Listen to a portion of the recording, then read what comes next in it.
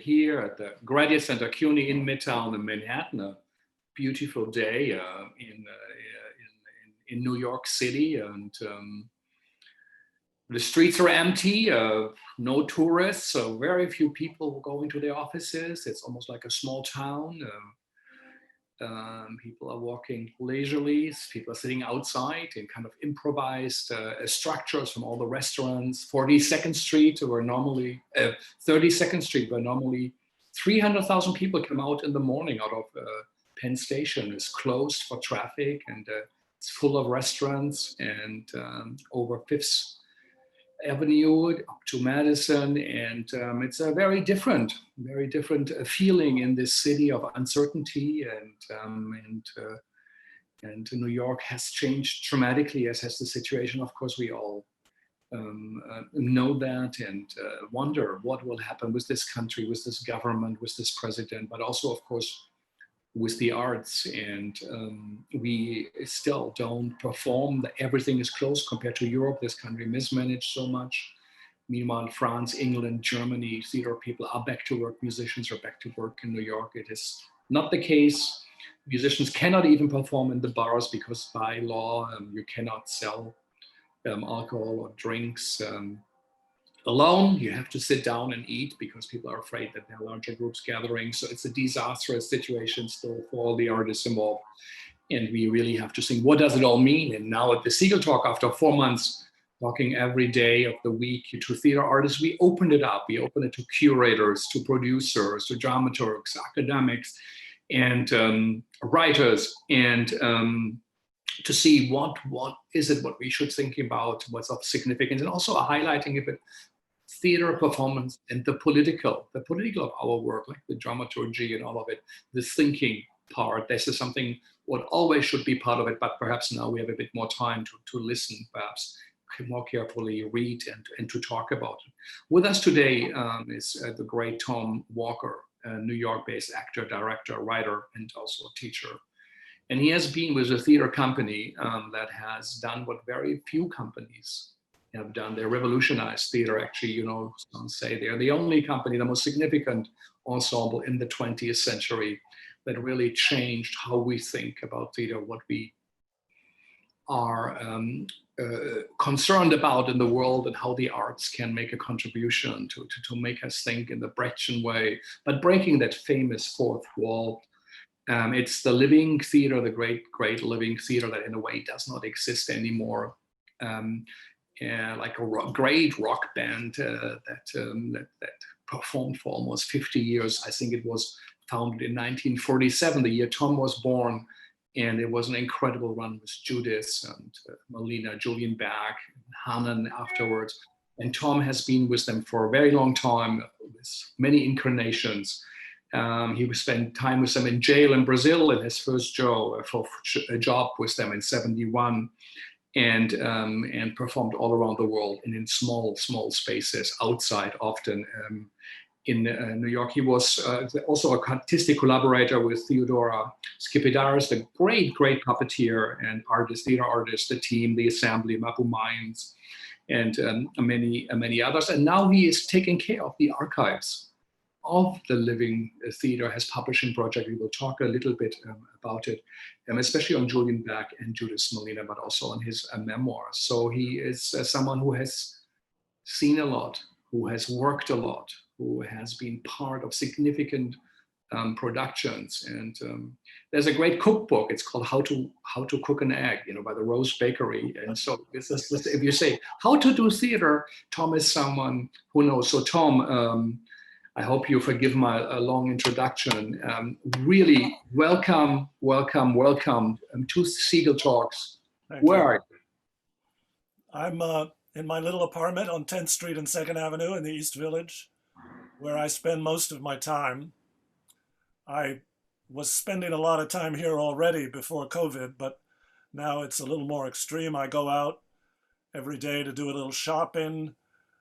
I did get up to a friend's house in the Catskills for a couple of months at the end of August, but I went via another friend who drove up to Albany County, and then my friend drove over from Delaware County, and so we went like in secrecy escaping the city and then slipping back on Metro North to get back. But I don't go very far away from 10th Street. I'd like to go out to Brooklyn to see some street theater. Some of our former artistic associates have formed a new group called Al Limite, which means to the limit in Spanish. And they're already doing a street theater play to support the protest against the North Brooklyn pipeline, of all things. They want to build a pipeline across Brooklyn, wouldn't you know? And Al Limite has been doing shows in Brownsville and Bushwick and Greenpoint and Williamsburg, and they're doing, the great work. They all worked for the last few years with Judith Malina, and they're carrying on. They're all half my age, and I'm not going to get on the subway quite yet and go out and see them, but I'm glad that's happening.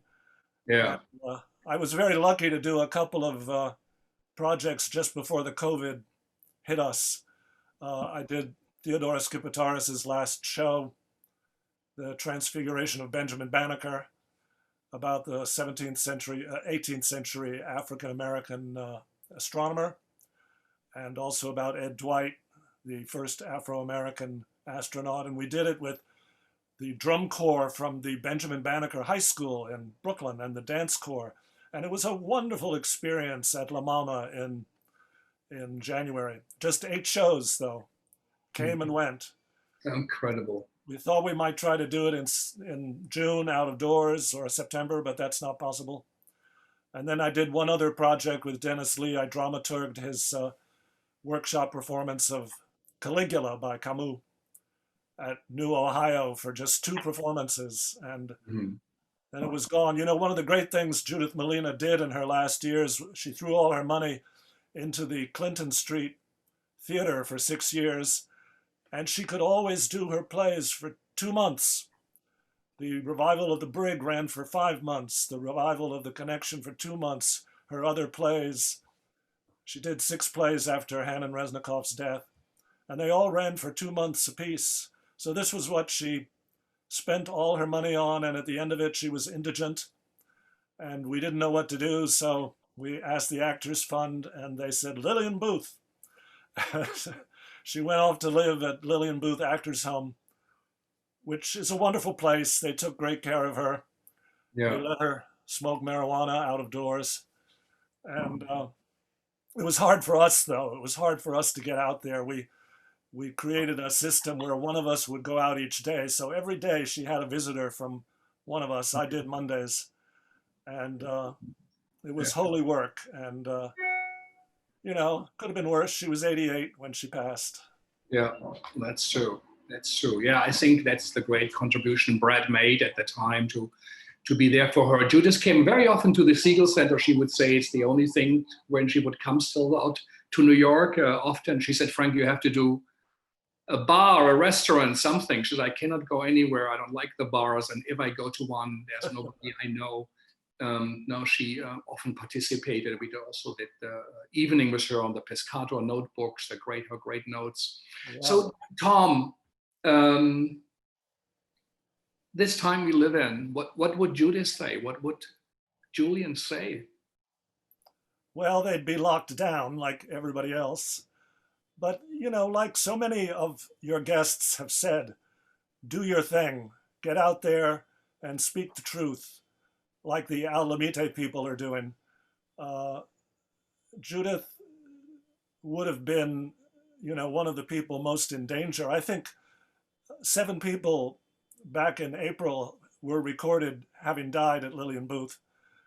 She would have been in the midst of tragedy there. Yeah. But in times of crisis, when I joined the Living Theater, when I first saw them, it was 1968. And we were certainly in a crazy crisis in the United States. The inner cities were burning. The Vietnam War was raging. I had already been involved in theater at Yale. And were you a theater student? I wasn't in the drama school. I was an undergraduate, but I was very involved in theater activities. And when we saw the Living Theater, it just knocked my socks off. because it was an amalgamation of all the feelings I was having about civil rights and anti-war and the wonderful music coming out of San Francisco and my own emergent sexual liberation feelings. And it was all wrapped up in that quartet of plays, Mysteries in Smaller Pieces, Antigone, Frankenstein, and Paradise Now. And it was a real revelation for me. And I became a complete groupie. I followed the group to New York and Boston and had a lot of ups and downs. I saw them again in London in 1969. And when I think about the chaos of those times and the risks they were taking, you know, not all of the New York intelligentsia thought very highly of Paradise Now. It was too much, too anarchic, too much shouting. Was Paradise Now at Yale? Is that the piece you saw? Robert Brustein invited Judith and Julian to begin their American tour of 1669 at Yale. It was Paradise Now, or? Yeah. Paradise Now was Tell us a bit, how did it feel on campus? I mean, we are also at the university. How was that moment? Well, you know, racial politics were very hot. The anti-war movement was very hot. I hadn't been involved in the SDS people on the far left very much. I was concerned with a little bit with LSD and marijuana and sexual liberation, and I had a lot of frustration. I was kind of a slow bloomer as a gay man, and the Living Theater swept into town with silk and leather and patchouli oil and exotic, long-haired, beautiful people. And I remember we all had a little meeting, some of us alternative students, with Julian in a garden, and we said, "Julian, what do we do?" And he said, "You have to figure that out for yourself." We were a little disappointed, but we took the lesson. And on the first night of Paradise Now, when people started to go out into the streets after 4 or 5 hours of the play, and the play actually was quite formally structured in spite of the chaotic image. Judith, the pupil of Piscator, had created quite a structured, anarchic, pacifist procession towards an ideal meditation on paradise. And people were taking other people on their shoulders and walking down York Street towards the next intersection. And I said to Judith, who was standing with Bob Brustein, "Would you like to get on my shoulders?" And she said, "Sure." So I took her away from Bob Brustein that night. And we went down the street, and 2 policemen, it was like a scene out of an Andy Griffith show. They didn't know what they were seeing, all these people semi-naked walking down the street late at night on a September evening. And they crossed their 2 police cars, and they arrested several people, and we sang America the Beautiful, and then dispersed. And there was a short trial a week later in which the charges were thrown out. Brustein regretted the presence of the Living Theater. It was too much. He had a rebellion of students on his hands in the drama school after that. And one of the people who championed us, Gordon Rogoff, he let go from the faculty. Mm-hmm.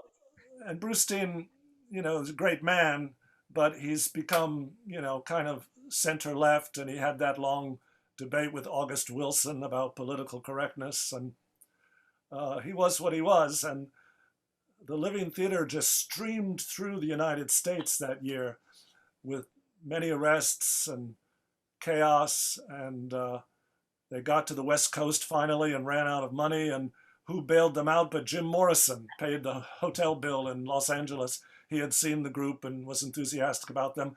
And his biographers have blamed the Living Theater for the fact that 2 weeks later in Miami, he exhibited mimed fellatio, I think was all he did. I don't think he exposed himself, but that stopped the tour of the Doors and ended the Doors' run, so to speak. They blamed the Living Theater for that, which I think is very unfair. Mm-hmm. But the result of the American tour with many of the actors was a feeling of frustration because it didn't really lead to the pacifist revolution that they were hoping for. There was too much yelling and screaming. And the work of the Living Theater of the time after that took a decided, more mellow tone. In the 70s with street theater and the work in Brazil and then in Brooklyn and America and Italy, we were much more gentle. We tried to be much more seductive with our entreaties to change. In some ways, every living theater play is the same. There's always this effort to promote the beautiful nonviolent anarchist revolution. Once a person said to Julian, I understand the anarchism thing and I understand the nonviolent thing, but what about beautiful? What does that mean? He said, well, if it's not beautiful, I'm not interested.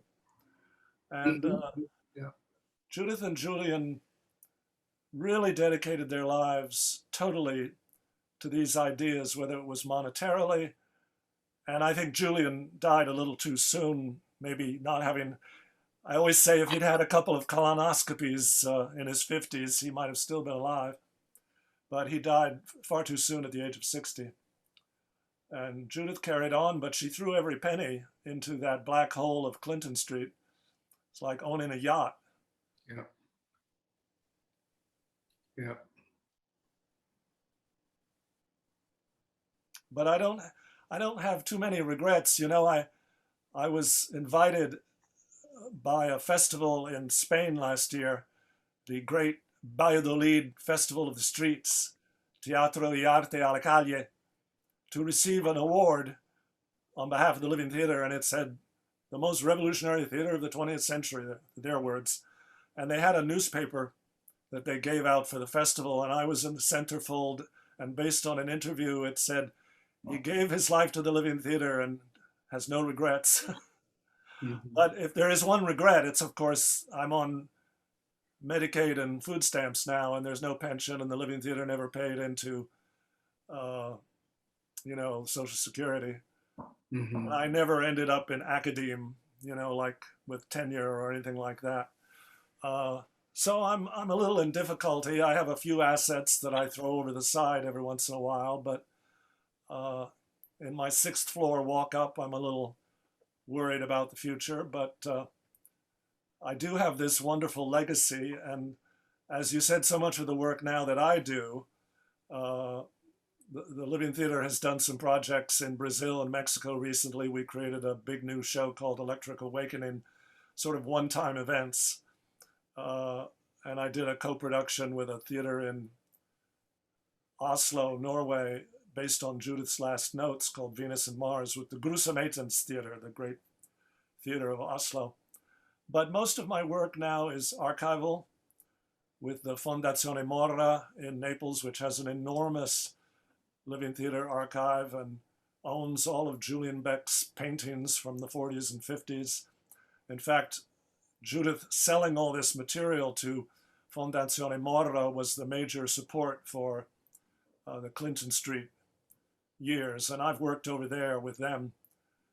They recently wanted me over there for 8 months, and I couldn't leave New York for 8 months. I'm like Gulliver here. I'm tied down by rent and utilities and credit card bills, and I can leave for maybe a month or a month and a half, but I couldn't leave for 8 months.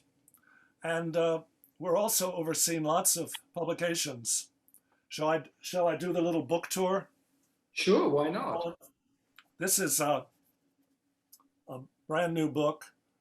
It's called How Happy We Were, and it's a diary that I found of Julian's month in prison in 1957 with the Catholic worker people, Dorothy Day, Amon Hennessy, and they were protesting the mandatory order to take cover during an anti-air raid drill, if you can imagine such a thing happening.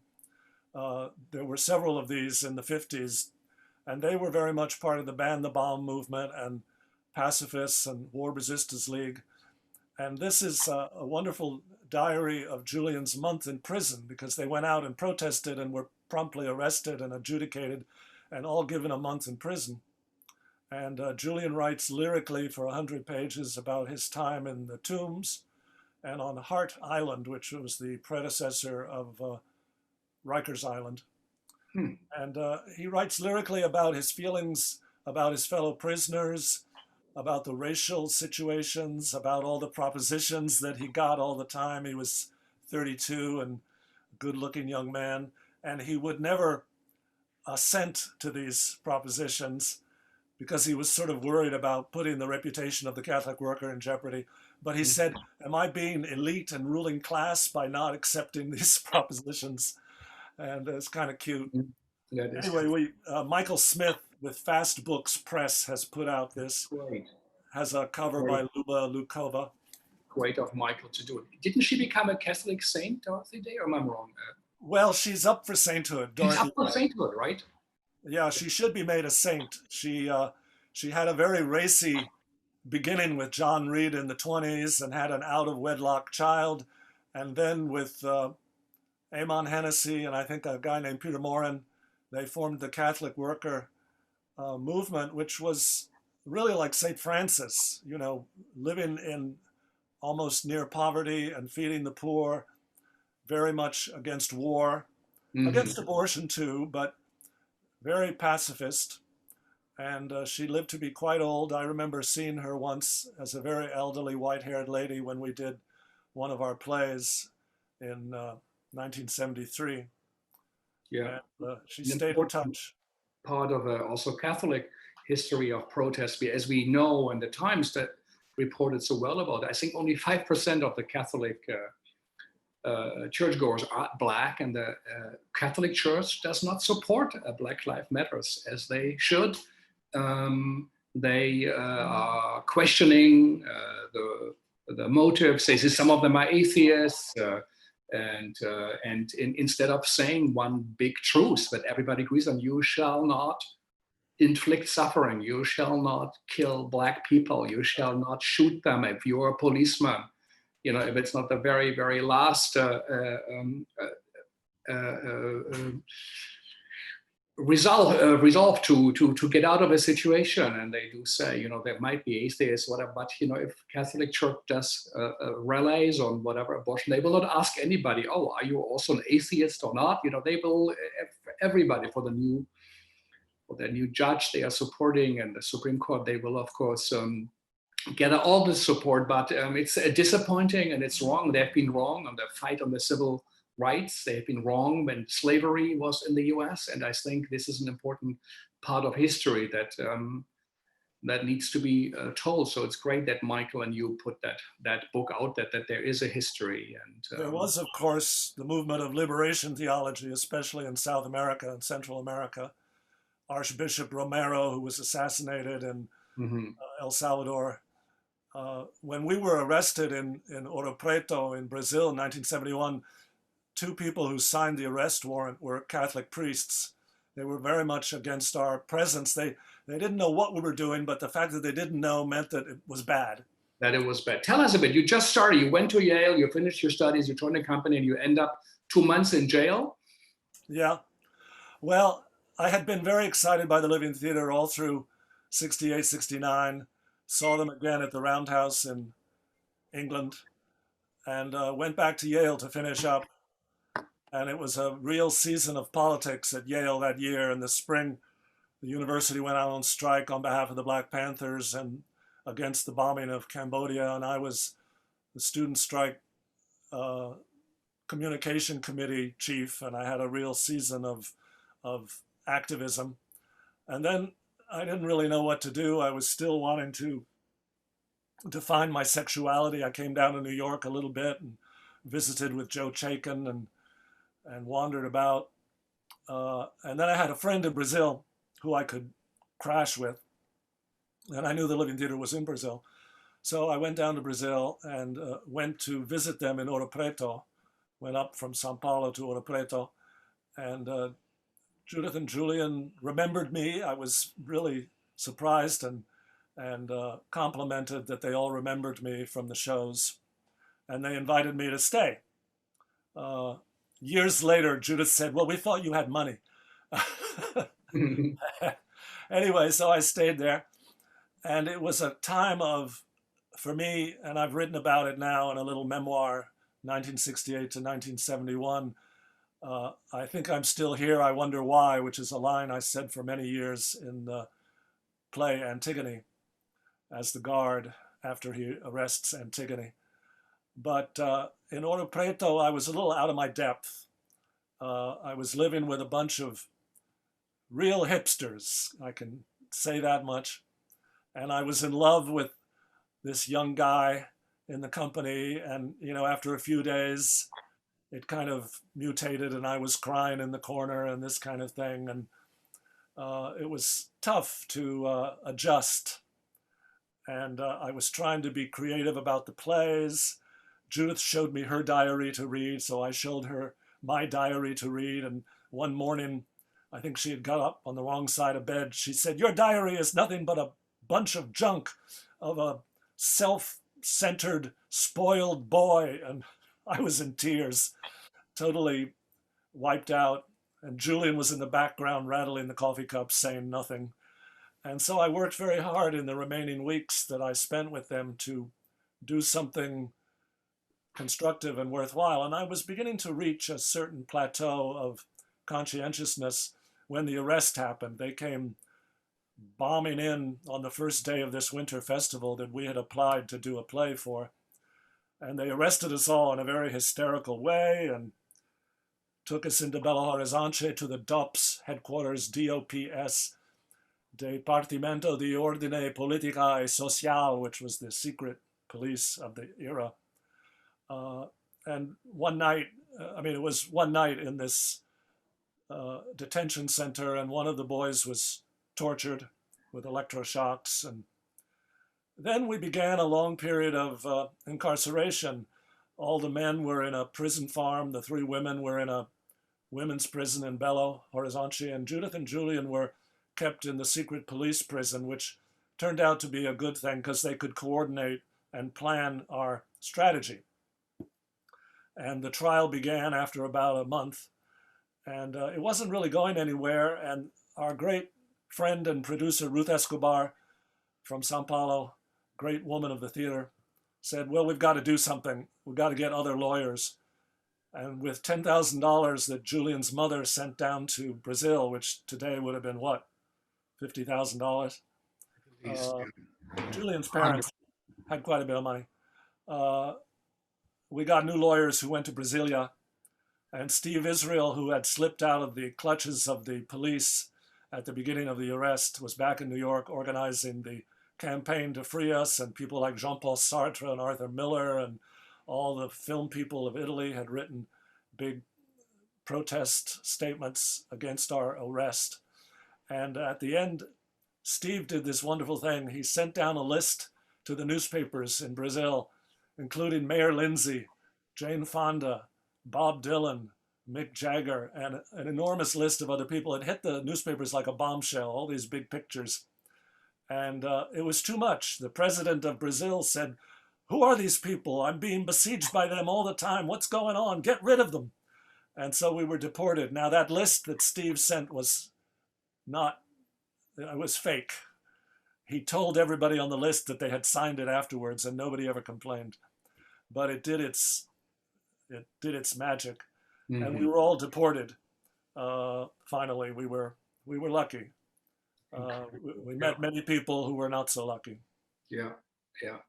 And we said to these people, "You know, we don't have money. We can't get you out of prison. What do you want us to do to help you?" And they said, "Go out and tell the story. Tell the story about what's happening here." And that was the genesis of the play 7 Meditations on Political Sadomasochism, which we performed for 5 years, over 300 performances for many, many years. Mm-hmm.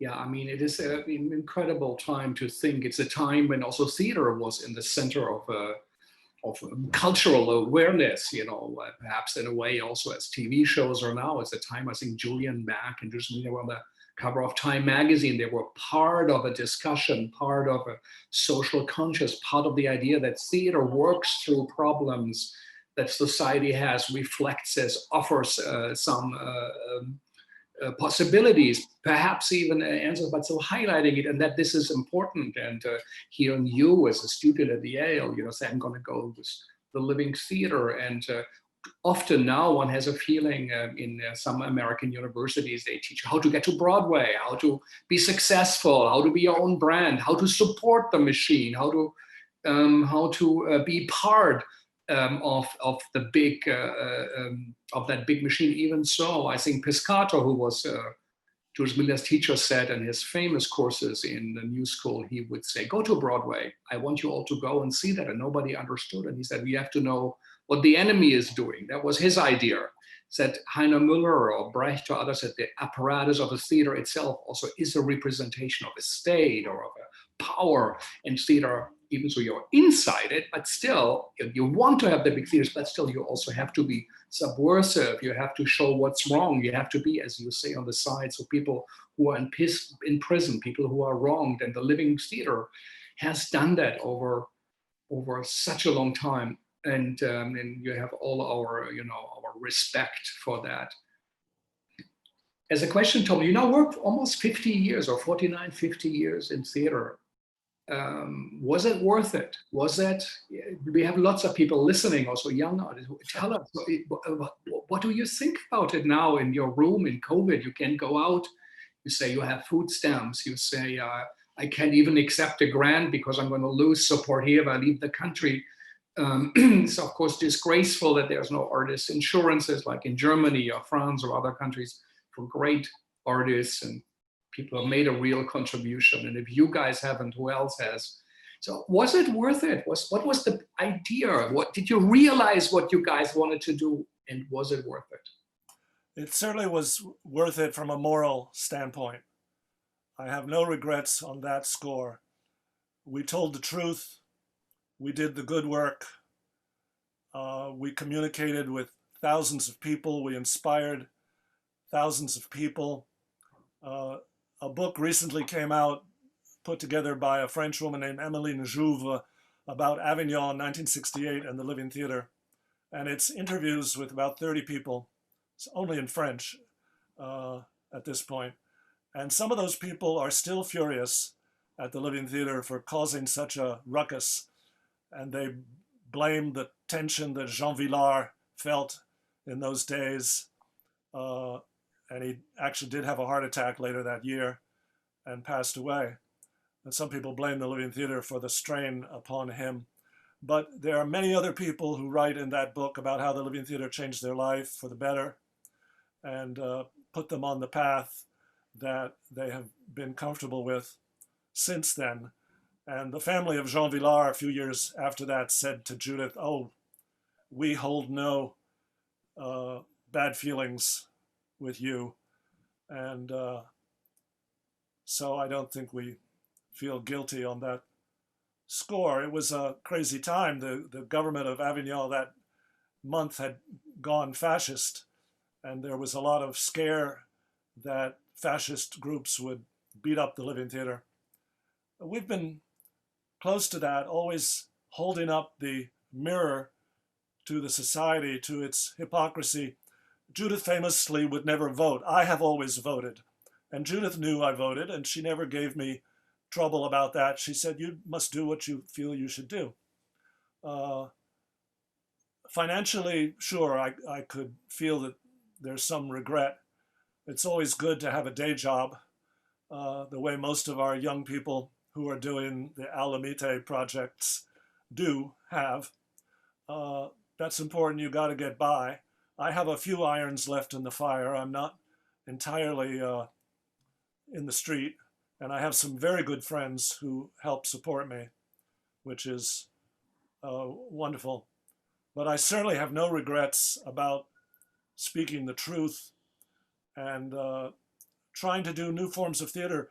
One of Judith's last experiments on Clinton Street was to develop, we've always had immersive theater since Paradise Now. The Living Theater has always been a pioneer with immersive theater, which is so much the rage these days. But in Judith's last plays, she wanted to develop a form called free flow. Mm-hmm. And the free flow was kind of a improvisation with a point of view. She said, "Don't wave your arms. It's not dancing. It's moving through the space." Usually the audience was in the space with us without chairs. And we would take themes from the play that we had been performing and move in a kind of collective movement with the audience into a kind of new reality of not dance, but movement with conscientiousness. And this was what Judith would call the free flow. And it was still very experimental, even by the last time we were working with it under Judith's direction in No Place to Hide. Yeah, I saw that. She was working up until the end to embrace the audience, to love the audience. Paradise Now had a lot of love, the audience, but it also had this anger about get out of your seats. I remember Jimmy Anderson, Afro-American actor of great charisma, he would say, be the American Indian. This kind of hectoring of the audience, and not afraid of a little bit of cultural appropriation here and there. But we were always looking for the truest iteration of relationships with the audience. And that I will always have with me and never forget. I do workshops sometimes. I did a couple of them in Sardinia last year. And it comes back. You bring it back with the people you're teaching, and you encourage them to open the door to new possibilities. I tell you, if somebody offered me a role on Broadway, I would do it in a flash. Julian was offered Broadway by Michael Butler, the producer of Hair, in 1969 to do Paradise Now on Broadway, and he said no. And sometimes when Julian was sick, he accepted these movie roles in Cotton Club and Poltergeist 2, and some people said, you're working with the enemy, and he said, I need the money. He was with Pasolini, right, in the Oedipus. Yes, he played Tiresias. One of the great films, actually, of a It's a beautiful, beautiful film. He had a very funny experience, I'll recount briefly, on the set in Morocco with Tiresias and Pasolini. They put contact lenses in his eyes to make them blue, and dust and sand got in between the contact lenses, and when that happens, you go blind for a while. So for a while, Julian as Tiresias was actually blind. Incredible, incredible. Yeah, through that, what supposed to make him look blind, he became blind.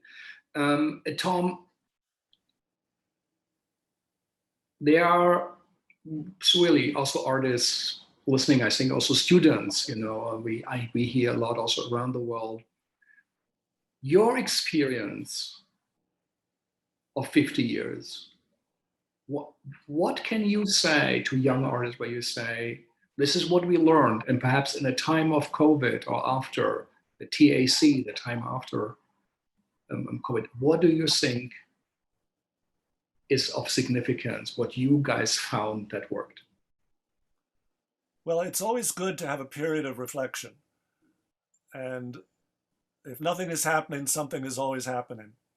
Don't despair. We're all cooped up now. We're zooming this way and that way. There's a lot of communication going on. I'm doing a lot of reading. Thank you so much for that volume of Anna Akhmatova. I read the whole thing. Yeah. Wonderful. She is just a great. And her life, she went from struggle to struggle, from contradiction to contradiction. It's certainly an inspiration to us today. I don't think any of us have been living in times as difficult as she went through. Yeah. Stalin. But I remember after Brazil,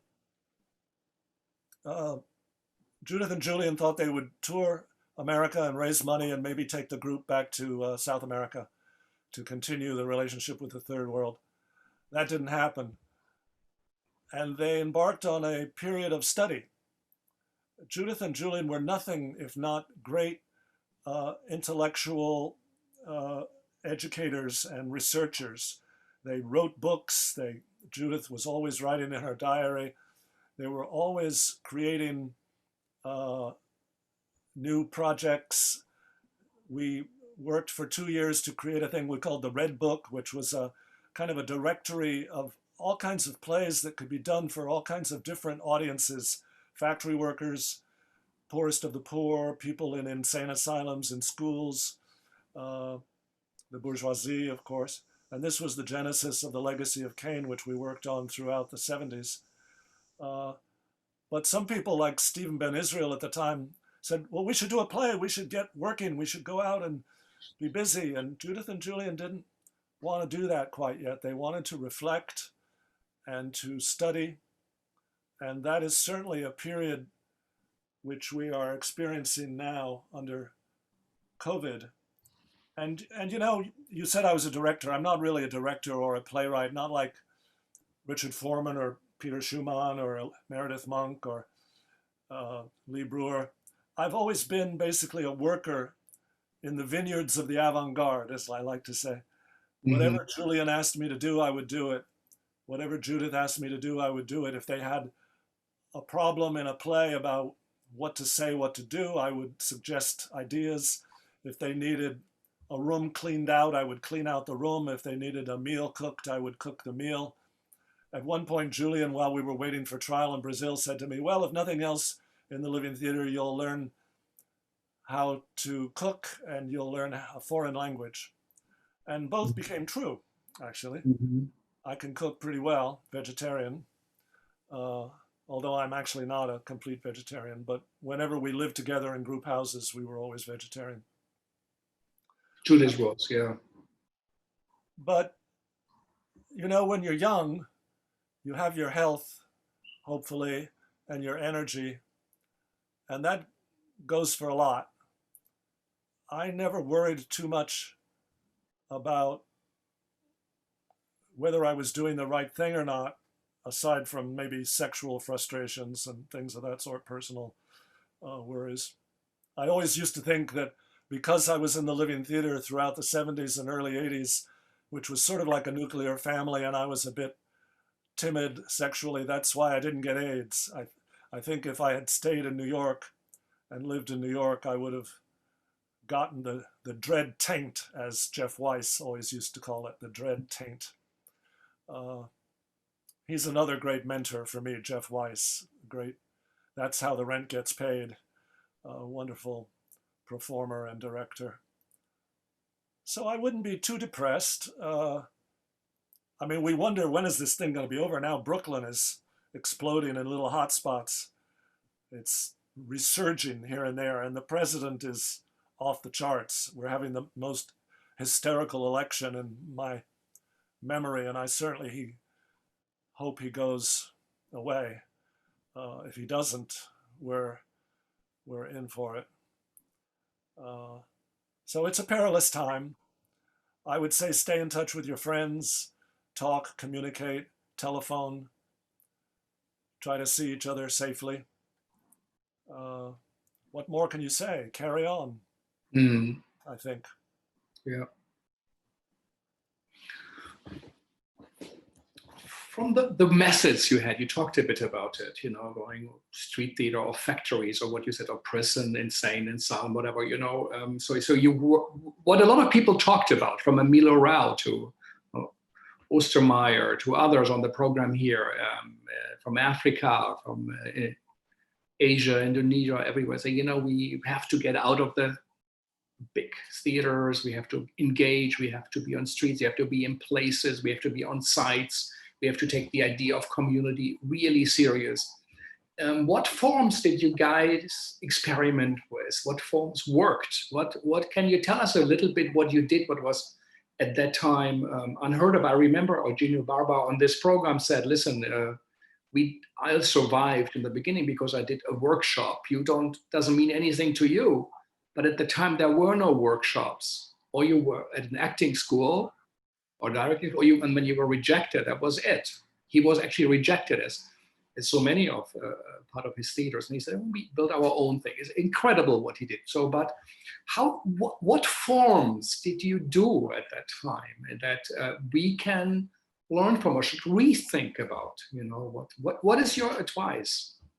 Well, at the beginning of the 70s, when we started to work on the Legacy of Cain, that was our real big outreach, where we did street theater and went out into various communities, which of course— What did you do? Tell us a bit.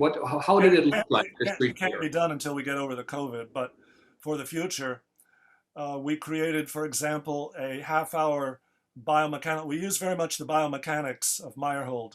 Yeah. He used the biomechanics as a way to train his actors. So in a play like The Magnificent Cuckold or Mystery Booth, you know, they would all be moving in a kind of hysterical choreography. And we took these exercises and actually used them as dramatic forms in our street theater, Stringing the Bow. We created a half-hour play to support the United Farm Workers in the grape and lettuce boycott. And it was called the Strike Support Oratorio. And it had an oppression section and a work section and a struggle section. And it was a series of questions. What's a strike? What's a boycott? How can you? How can I? A tune written for us actually by Frederick Shevsky. And we combined this with biomechanical etudes of moving down the street block by block. And at the end of it, we formed a series of barricades in front of a local supermarket, and we answered all the questions. A strike is a, et cetera, et cetera. A boycott is a, all in song. It was all sung, and we were dressed in purple and green for grapes and lettuce. And we had little megaphones on our heads, like the coxswains use in the boats, you know, the rowing boats. So it would project our voices. We did the Money Tower, which was a 5-story high tower representing the social system. We performed it outside of factories and schools in Pittsburgh and then eventually in Italy. And it would take a long time to build it. It took about 6 hours to build it. So that would become a spectacle in and of itself. And let me get rid of this phone call. Sorry. I'll have to call him back. Maybe someone from the living complaining. You haven't mentioned them yet. It actually was our gallery that's brokering archives. So I do have to call him back. So we were doing the Money Tower, and we would go out from the Money Tower and have questions with the audience. We began to often in our plays go out and stop the action and have a question with the audience. We did a 4 or 5 hour play called Six Public Acts that went in a pilgrimage around a city. A house of the state would be a school. The house of property would be an insurance agency. The house of war would be a police station. The house of love would be a beautiful park. The house of death would be a church. The house of money would be a bank. And we would do these rituals in front of these various places. And then there would be a bell. We always had what we called a time shaman who throughout the rituals would be doing a biomechanical etude, you know, a clap and a freeze, and would tell the time, always telling the time. So we always knew what the time was. And after each ritual, we would say, now is the time to discuss the destruction of the house of money. Exactly. Now is the time to talk with the audience. Exactly. I'm sort of improvising the lyrics here. And we would have a 5-minute discussion with the audience about what can you do? Not preaching, but very intimate conversations. And then there would be a bell rung. Now it is time to go to the house of the state. Exactly. And we'd go into a freeze. No matter if we were in the midst of an important discussion, we would just go into a freeze and stop. And then we would begin a procession, a stop and start procession, a biomechanical procession with a theme. There was a money procession, there was a love procession, there was a state procession. So we would use, and these archetypes, these almost like Jungian archetypes, we all took them from the work of Leopold von Sacher-Masoch, who wrote Venus and Furs, and actually wrote a big project of masters and slaves using these 6 archetypes. And Judith and Julian took that idea from Sacher-Masoch. So they did their homework and mixed it with biomechanics and with these direct approaches to the audience. That was a large part of our work in the Legacy of Cain during the 70s. And we thought up an idea to do 150 plays. I think we did only about 40 of them.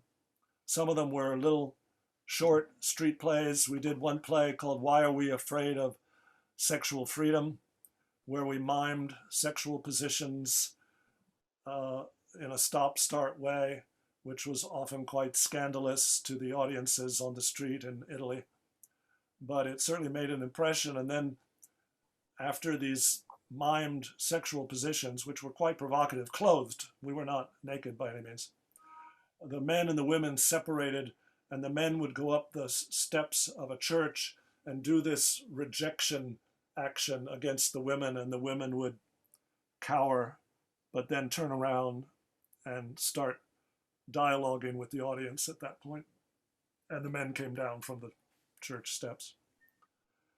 Church officials didn't like us using their churches as a background, but yeah, no, I think the Living Theater very openly and as a strategy went on streets, used the streets, as we do not need the famous playwright, we do not need set decorations, we don't need theater lights, we don't even need a theater, we can do it on the street, and it's all, we know about it now, perhaps even slightly, it's a little bit less prominent now.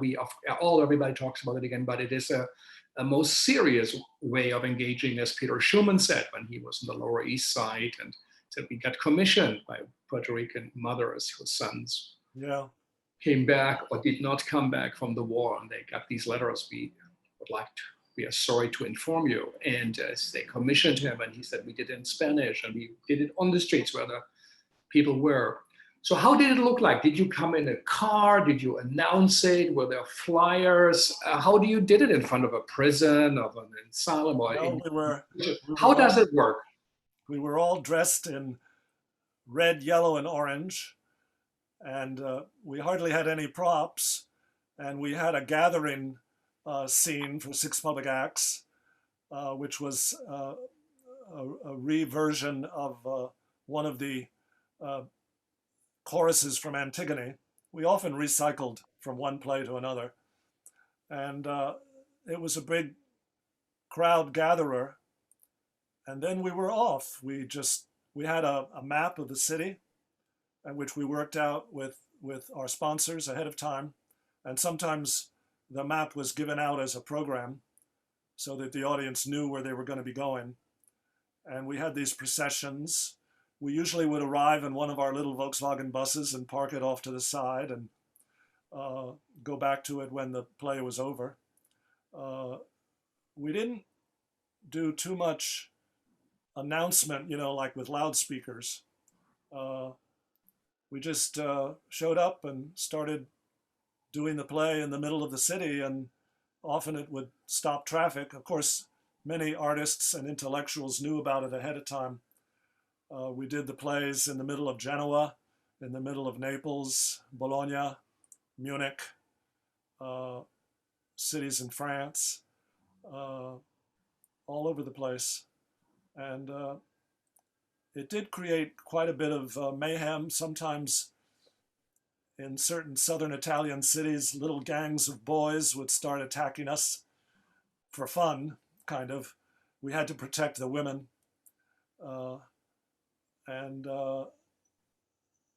So we invaded the urban space. Without permission, without selling tickets, some knew, some not. So it was kind of a guerrilla action theater, and we usually had permission from the city fathers, like the city of Bologna sponsored us, or the city of Naples, or the city of Genoa. We rarely did it without permission. Mm-hmm. Once in a while, we'd do a small 15-minute play, maybe an anti-militarist play, without permission. I think when we did the play in Porto, Portugal, one of the little plays, Why Are We Afraid of Sexual Liberation? We did it without permission with a workshop, and we did those mimed sexual positions, and we finished the play. We did it. but a lot of townspeople from the outlying areas were scandalized. They said, something terrible has happened, something terrible has happened. And they told the police, and the police didn't know what had happened, but they knew something terrible had happened. So they started arresting us all. And we were rather identifiable because of our costumes. And we were all arrested for 4 hours. And I remember being in the back of a paddy wagon, and a nice young girl who was in the workshop looked up to me and she said, "Don't worry, my father is the culture minister of the city. We'll get out." You'll get out. Yeah, yeah. I also know you do it at 42nd Street on Times Square in front of the U.S. Army Well, for recruitment years building. we did the play, Not in My Name, against the death penalty. Yes, we did that play in the 90s for maybe 50 to 75 times. Whenever an execution was scheduled, we would go out and do it in honor of the victim. It was a pretty simple little agitprop play of about 15 minutes. And because we didn't have a sound system, we didn't need permission. I don't know what it would be like now with, well, of course, the COVID, but before the COVID, Times Square has become like a little Disneyland with all those cartoon characters. Right. The last time we did anything in Times Square was back in 2013 or 2014. We did a couple of scenes from Seven Meditations. Yeah. No, it is quite stunning, that history, that long history, and Judith almost truly as a high priest in a way of theater, and or as a rabbi or whatever, what she created, how many people she touched, but also the contribution the living made as a symbol, as a real symbol, but also symbolic, but an imaginary representation of something that is possible, that is at least also for these moments, and what art and theater and performance can do. Often, and you alluded to it, they looked at anarchists, or they looked at, they were smoking pot. I mean, I knew Judith a little bit, not a lot, but I visited also her, and she came to the Segal. She was also a performer. We did the Poets Theater Day. She performed in the Frank O'Hara play. She was incredibly disciplined. I think this is something to perhaps also to talk about in the theater. What you did in one way, it was very open, very free, improvised, and then there was also, at least I have the feelings, that was a mechanism behind it, like a biomechanic or whatever. The kind of philosophers say there's like cold water and warm water. When that comes together, something happens. Just the warm, just the cold, or cold and warm air, when it collides. So tell us a little bit about that discipline of the living theater and the craft. Judith and Julian were very disciplined. Julian worked very hard. He was the first one into the theater and the last one to leave. He formally gave up painting in 1958 to devote himself to opening the Living Theater on 59th Street, but 14th Street, I'm sorry. But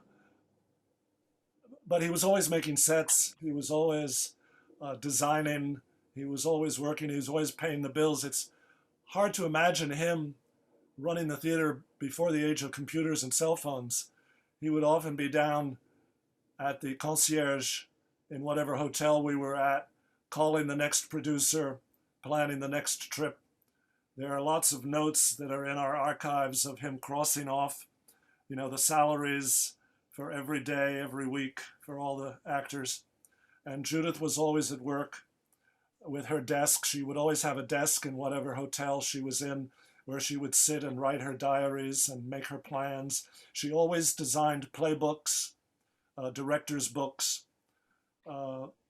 She fought to become a director. She insisted on taking Piscator's directing class, and he didn't want to have her at first. He was a pretty conservative man in some ways. And he said, a woman cannot be a director, they have children and so forth. And she said, and then I did the most embarrassing thing I could think of. I cried. And he took pity on me and he said, well, all right, you can come to the director's class. And she was always very disciplined. It's not always realized that she was also very religious.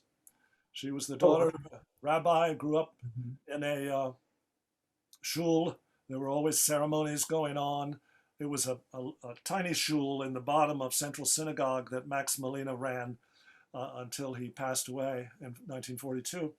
And he was always involved in trying to save Jewry from the Nazis, ringing the alarm bell before many other people did.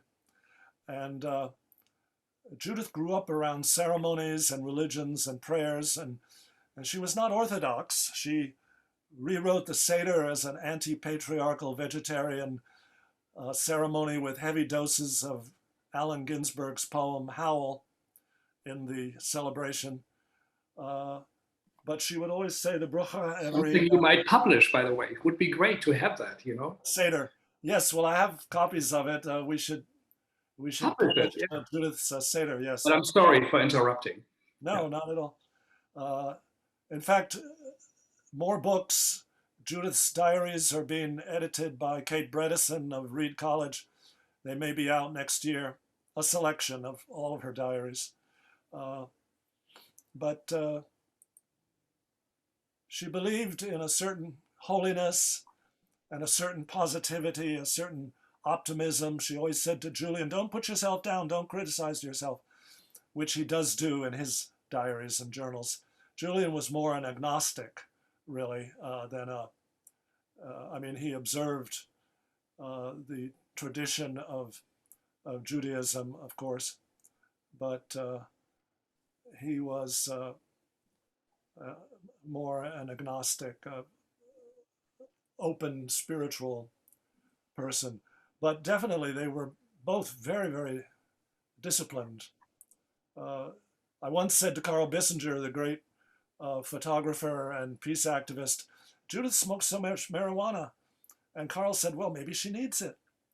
You know, and that's the truth about marijuana. I've spent 70 years of my life under this terrible oppression of marijuana being illegal. And it's one of the biggest lies that has been foisted upon the American public and the world as a consequence since the 1930s. There's no reason, and we're beginning to realize it now with the legalization out west and Massachusetts and Vermont. It's going to be on the ballot in New Jersey next month. Yeah. But I'm afraid it's in the back seat right now in New York because of all these other problems. But it should be legal. CDB is very good for the body. THC, a little bit, you know, in its moment, you know, to help you sleep or combat depression. And it's been used as a social oppression. You know, if you're an African-American man and you break a parole with one joint of marijuana, they can put you away for years. It's been used in a terribly oppressive way to increase the prison population. Yeah, yeah. No, it is true, and I think they have always been fighting also for use of that, but also, you know, as you said, for the human rights. It's stunning. I think, I don't know how many times Judith Malina got arrested, but on the other hand, she was a spiritual person, you know, and her friend, this Doris Day, who is, you know, up for sainthood. She was a director, she was a writer, and also a great actress. If she performed, if one see her or saw her, and she did, you know. The last time she got arrested, we were doing a play called No Sir against the recruitment for the Iraq War with students from the New School at that recruitment station in Times Square. This was several years ago. And some counter protesters showed up and were screaming at us. And we had done it before, but the police didn't like the chaotic situation that was developing. So they went up to Judith, who was on the side, and said, stop this. And she said, I don't know how to stop it. And they took her in. They took her into the kiosk. She was technically, briefly under arrest. And we managed to do the play a couple more times. It was conditioned on the film of the Jumbotron, the recruitment Jumbotron. We were doing scenes in relation to the Jumbotron. There's another form which we experimented with. And finally, the policeman came up to me with, you know, the captain. He said, stop this now. And I said, all right, you know, and we stopped it.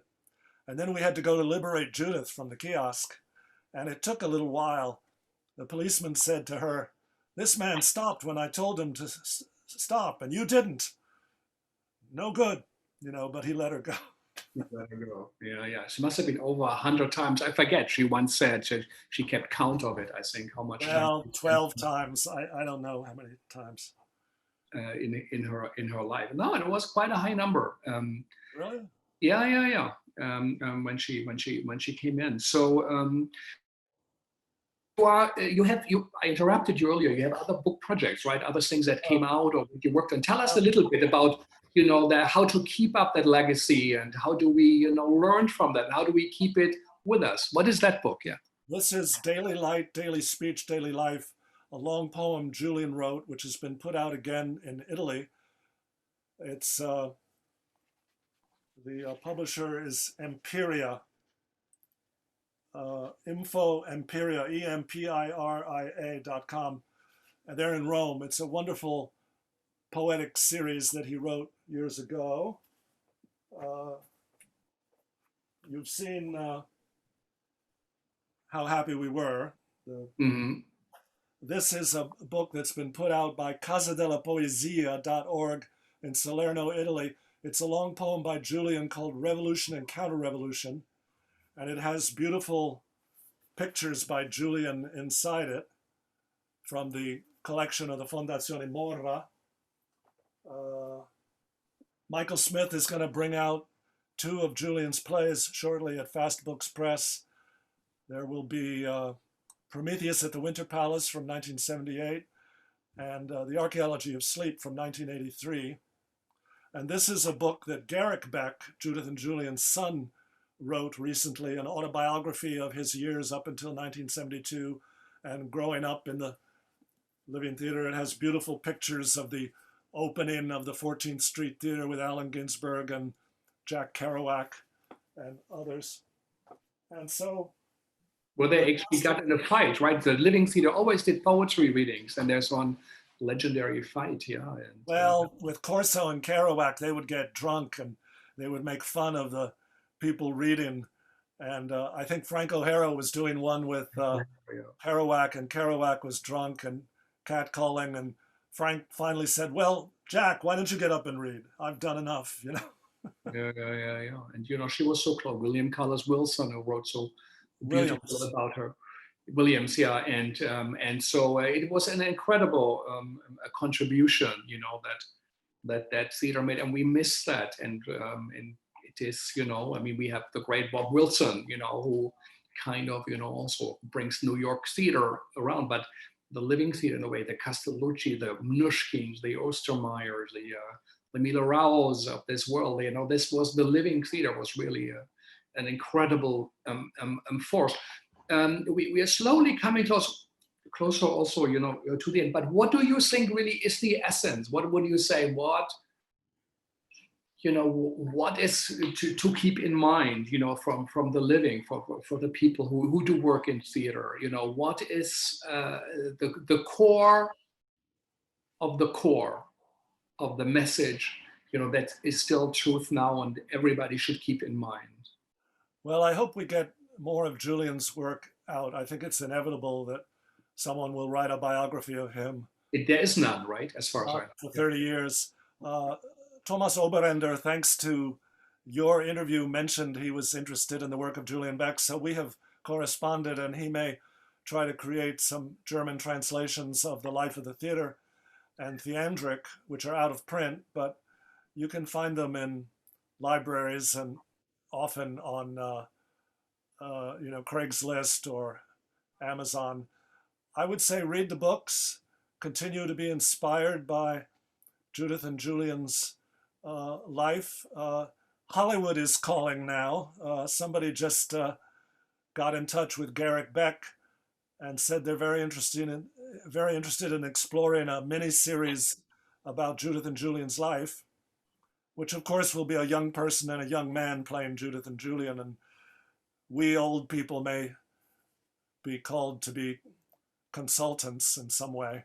I don't think they're going to use Living Theater actors or anything like that. But there's always something new happening. I get requests, people on the archive address are asking for photographs or asking about what did you do when. There are graduate students who are continuing to work very hard. The center in Naples is very busy with students and archivists and people researching. So it's the Living Theater is still living, to say the Yeah, least. yeah. And it's the message and the light, like light from stars. Thomas Mann said that, there are many stars and Yeah, galaxies far away who might not exist in physical form, but the light travels still because it's such a long time. Take a yes, lot of years, and the light reaches us. And this, I'm sure that the light of the Living Theater is beaming towards us and shining, truly shining in the sense of shining. It will be for a long, long time. Is this Julian Beck's painting behind you, or no, no, this is a painting by Jeff Nash, who was Definitely? one of our great actors in The Brig and The Connection, and he painted it around 2010, and I saved it. He's become a painter now, but I don't know if he does work like this. It's a little like Jean-Michel Basquiat, one of his heroes. Mm-hmm. He and I went to see Jean-Michel's grave in Greenwood Cemetery. Yeah, A very haunting. It's funny. Greenwood has lots of monuments, yeah, yeah. and Mm-hmm. Jean-Michel is in the cheapest section, where there are these very small stones close to the ground in long serpentine rows, and his stands out because it's, there are candles and little statues and flowers and so forth. Yeah. So what do you read at the moment, or what music do you listen to? What keeps your mind busy? What is inspiring you? Well, every once in a while I'll listen to Fauré's Requiem or the prelude to Das Rangold, or the rock and roll that comes across the transom. Aside from the Akhmatova, for the second time I recently read this book, Finding Dora Maar, which is a very interesting book Yeah, about Picasso's Picasso's music. mistress. Great foundation also. I read Walter Kampowski, Oh, really? All for Nothing, Mm-hmm. and what's this other book? I'm surrounded by books. The Marrow and the Bone by Kampowski, the German author. Mm-hmm. What else do I have here? I do read the New Yorker and New York Review of Books when I can get them. I have a nice Nin diary, which she speaks despairingly of the Living Theater. She didn't like some of the things they were doing. I've read this book recently, How to Be an Anti-Racist by Ibram X. Kendi. He's an incredible Afro-American professor, theorist. He also wrote a book called Stamped from the Beginning, A History of Racism in America. I do a lot of work with St. Mark's Church in the Bowery. They're right down the street from me. And Janine Otis, the music director there, drafted me, and I do projects with her. We put on a play called Lamentations about the Episcopal Church's relationship to slavery in the 19th century. And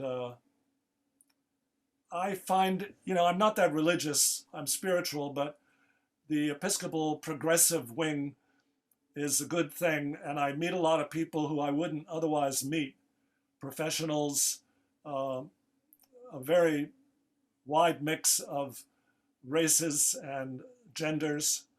And so it kind of keeps me on my toes a little bit, and I like that.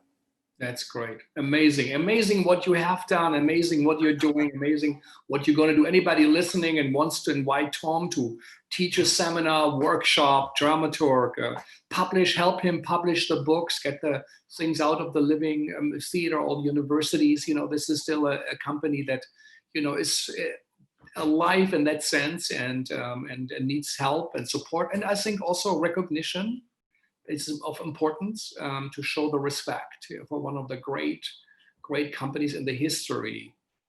It's going thousands back of years. The Living Theater will be in there as the one that also made something changed with them and after them. And so really, I can't wait to hear that. Hope also your memoirs will come out, and that that TV series, maybe they'll have you as a consultant, or you play the Brazilian president who who didn't like the Living Theater, or something. Maybe an upset WASP audience member.